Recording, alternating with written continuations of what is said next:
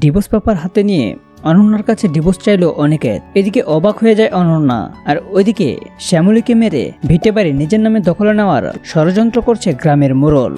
এমনটাই দেখতে চলেছেন আজকের পর্বে। তো কোন গোপনে মন ভেসেছে আজকের সিরিয়ালের বিস্তারিত জানতে হলে এখনই ভিডিওতে লাইক দিয়ে পুরো ভিডিওটি দেখতে থাকুন। শুরুতেই দেখা যাবে শ্যামলী তার নতুন পরিবারের সঙ্গে গল্প করছে, আর ঠিক ওই সময় সেই গ্রামের মোড়ল চলে আসে। গ্রামের মোড়লকে দেখে সবাই একদম চমকে ওঠে, আর ঠিক ওই সময় গ্রামের মোড়ল দাদুকে বলে, হ্যাঁ গো, শুনেছি তোমার নাতি এসেছে, তা সত্যি কি এটা তোমার নাতি? তখন এই কথাটা শুনে শ্যামলীও প্রচন্ড ভয় পেয়ে যায়। সে কি বলবে কিছুই বুঝে উঠতে পারছে না। শ্যামলী তখন মনে মনে বলতে থাকে, এবার বুঝি কি আমি ধরাই পড়ে যাব? আর ঠিক ওই সময় তখন দাদু বলতে থাকে, আচ্ছা তুই কি বলছিস? ও আমার নাতি নয়তো কে হবে? কে আমাদের কাছে ফিরে এসেছে? আমাদের তো নাতি আমাদের কাছে ফিরে এসেছে। আর ঠিক ওই সময় গ্রামের মোড়ল বলে, ওরে বাবারে, এইভাবে কেউ এসে বলবে যে এটা তোর নাতি আর তুই সেটা মেনে নিবি? শোন, আমি তো গ্রামের মোড়ল, তাই এটা আমি কোনো কিছুতেই মেনে নিতে পারবো না যে এটা তোর নাতি। যদি এটা তোর নাতি হয়ে থাকে তাহলে তোর নাতিকে বল যেন আধার কার্ডটা দেখায়, কারণ গ্রামের তো একটা পরিবেশ আছে, আর বিপদ আপদেরও একটা ব্যাপার আছে। আর বাইরে থেকে একজন গ্রামে ঢুকবে আর তাকে এমনি এমনি গ্রামে থাকতে দেব, তা তো আর হতে পারে না। আর তাই তোর নাতি হলে অবশ্যই আধার কার্ডটা সাথে থাকবে, তুই আধার কার্ডটা তাকে দেখাতে বল। আর তখনই দাদু আর দিদা বলে, হ্যাঁ থাকবে না কেন, আমাদের দিদিভাই তো অনেক পড়াশোনা করেছে, আমাদের দিদিভাই এসব সম্পর্কে অনেক ভালোই জানে, আর আধার কার্ড কেনই বা দেখাতে হবে? এত আধার কার্ড দেখার প্রয়োজন নেই, আমরা অনেক ভালো করেই বুঝতে পেরেছি যে এটাই আমাদের নাতনি। আর ঠিক ওই সময় গ্রামের মোড়ল বলে, না না, এটা তো আমি কোনোভাবেই মানবো না। আর ঠিক ওই সময় গ্রামের দাদু মোড়লকে বলে, তোকে যদি এখন তোর বাবাকে গিয়ে কেউ বলে যে তুই ওদের সন্তান নয়, তখন তুই কোন জবাবটা দিবি? আর ঠিক ওই সময় তখন গ্রামের মোড়ল বলে, আমি তো এই গ্রামেই বড় হয়েছি,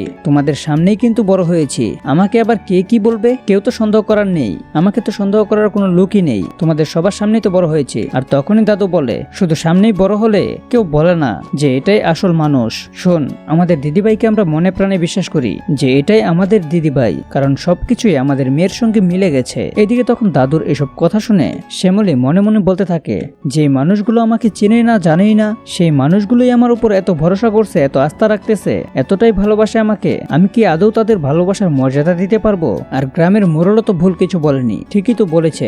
এভাবে একজন অজানা মানুষ গ্রামে ঢুকে পড়বে কোনো আধার কার্ড ছাড়া, এবার আমি তাদের কি জবাবটা দিব? আর ঠিক ওই সময় তখন গ্রামের মোড়ল বলে, এত কিছু আমি জানি না বাপু, যদি আধার কার্ড তার কাছে থেকেই থাকে তাহলে ব্যাগপত্র তো সাথে নিয়ে এসেছে, ওই ব্যাগপত্র চেক করলেই তো আধার কার্ড খুঁজে পাওয়া যাবে, তাই তো? এই নে, তোকে বলছি তুই একটু ওর ব্যাগটা চেক করতো। আর তখনই গিন্নি বলে, না, দিদির ব্যাগটা চেক করতে পারবো না, দিদি না বলা অবধি। তখনই গ্রামের মোড়ল বলে, কেনই চেক করতে পারবি না? চেক তো তোকে করতেই হবে। আচ্ছা যাই হোক, তোরা চেক করবি না?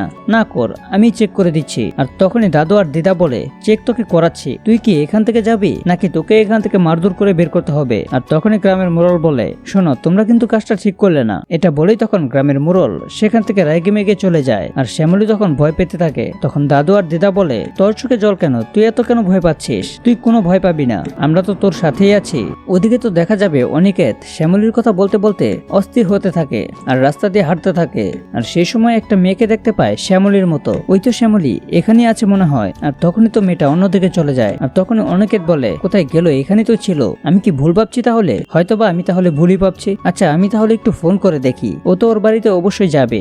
এরপরই তখন নর্থ বেঙ্গলে ফোন করে অনিকেত। নর্থ বেঙ্গলেও শ্যামলী তখন যায়নি। আর এটা ভেবে তো অনিকেত তখন অনেকটা কষ্ট পেয়ে যায়। তখন অনিকেত মনে মনে বলে, তার মানে আমি সামনে যাকে দেখতে পেয়েছিলাম সেটাই আসলে শ্যামলী, আমাকে তাকে খুঁজে বের করতেই হবে। আর এটা বলেই অনিকেত শ্যামলী শ্যামলী বলে অনেকটাই চিৎকার করতে থাকে। আর তখনই শ্যামলীর মতো শাড়ি পরা কাউকে একটা দেখে সে দৌড়াতে থাকে। আর ঠিক ওই সময় একটা গাড়ি এসে অনিকেতকে অ্যাক্সিডেন্ট করে দেয়। আর তখনই অনিকেত শ্যামলী বলে চিৎকার করে ওঠে। আর তৎক্ষণাৎ মাটিতে সে লুটিয়ে পড়ে। আর তার তো প্রচন্ড ব্লাড বের হতে থাকে। আর ওইদিকে দেখা যাবে শ্যামলীও স্যার বলে চিৎকার করে ওঠে। আর দাদু আর দিদা বলে, কিরে তুই এভাবে স্যার বলে ডাকছিস কেন? আর তখনই শ্যামলী বলে, স্যার আমাকে ডাকছে, স্যার নিশ্চয়ই কোনো বিপদে পড়েছে। আর তখনই দাদু আর দিদা বলে, স্যার? স্যার আবার কে? আর তখন শ্যামলী নিজের হুঁশে ফিরে আসে, না না, কেউ না, আমি এমনিতেই বলছিলাম। কি ব্যাপার, আমার এমন অস্থির অস্থির লাগছে কেন? স্যার সত্যি কোনো বিপদে পড়েনি তো? স্যার কি আমার জন্য কোনো বিপদে পড়তে যাচ্ছে না তো? না না, স্যারের কোনো বিপদই হতে পারে না। আমি থাকতে স্যারের কোনো বিপদ হতে দিতে পারবো না। তুমি খেয়াল রেখো, আমার স্যারের খেয়াল রেখো।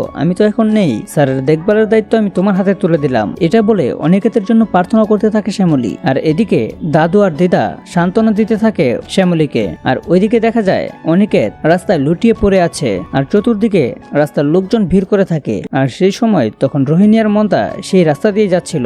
রোহিণী আর মন্দার তখন বলে, কি ব্যাপার মন্দার, এখানে এত ভিড় কেন? নিশ্চয়ই এখানে শ্যামলী। আর তখন মন্দার বলে, কি যে বলিস না, শ্যামলী এখানে কোথা থেকে আসবে? আর সেই সময় তখন রোহিণী গাড়ি থেকে নেমে অনিকেত তখন রক্তাক্ত অবস্থায় মাটিতে লুটিয়ে পড়ে আছে।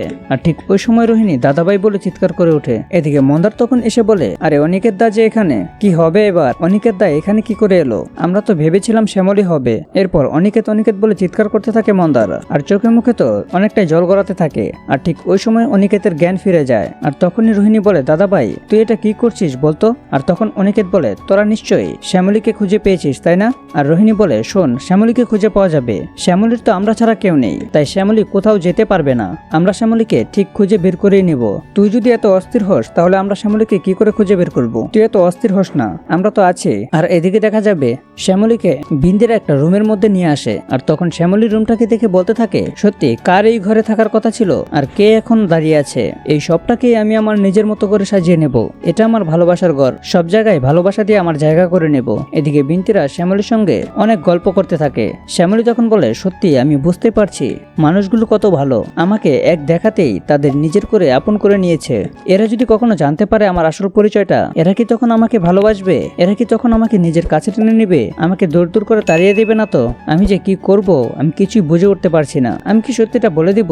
না না, সত্যিটা বলে দিলেও তো দাদু আর দিদা অনেকটা কষ্ট পাবে, তাই সত্যিটা কিছুতেই বলা যাবে না। ওদিকে বিন্তি বলে, দূর, ভাল লাগছে না দিদি, তুমি সবসময় কেন এত অন্যমনস্ক হয়ে যাও বলো তো? আর তখন শ্যামলী বলে, না না কিছু না, তেমন কিছুই না, এই ভাবছিলাম আর কি, জীবনে নিজের একটা জায়গা তৈরি করা উচিত, তাই মেয়েদেরকে একটু সাহসী হতে হয়। তাই বিন্দির তখন বলে, বাবা দিদি তোমার কথা শুনে তো বেশ ভালো লাগলো। আর ওদিকে দেখা যাবে অনিকেতকে বাড়িতে নিয়ে আসে সবাই। আর তখন অনিকেতের সেবা যত্ন করতে থাকে অপরাজিতা। অপরাজিতা কাঁদতে থাকে। আর সেই সময় অনন্যা রুমে চলে আসে। আর অনন্যাকে রুমে দেখে তখন অপরাজিতা বলে, শোনো, শ্যামলী এই বাড়িতে নেই, আমার ছেলেটার কি অবস্থা হয়েছে তা তুমি দেখতে পেয়েছো? এই শ্যামলীর জায়গাটা এখন তোমাকে নিতে হবে। আর অনন্যা তখন অপরাজিতাকে বলতে থাকে, মা তুমি কি বলতে চাইছো? আর তখন অপরাজিতা বলে, যেটা আমি বলতে চাইছি সেটা তুমি খুব ভালো করেই বুঝতে পারছো। আমি আমার অনির জীবন থেকে শ্যামলীকে দূর করে দিয়েছি।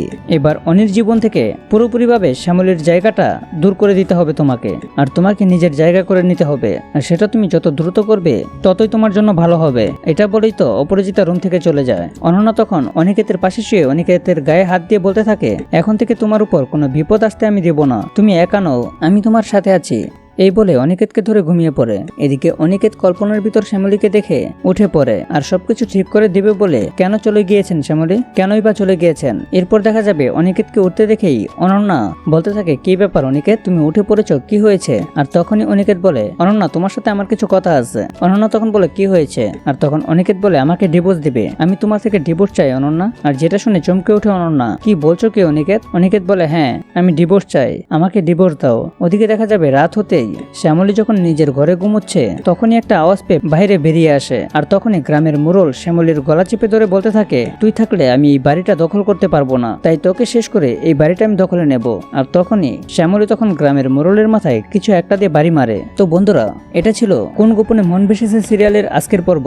তো ভিডিওটি আপনাদের কেমন লেগেছে তাই এখনই কমেন্ট করুন। আর এরকম নিত্য নতুন সিরিয়ালের আপডেট পেতে এখনই চ্যানেলটা সাবস্ক্রাইব করুন।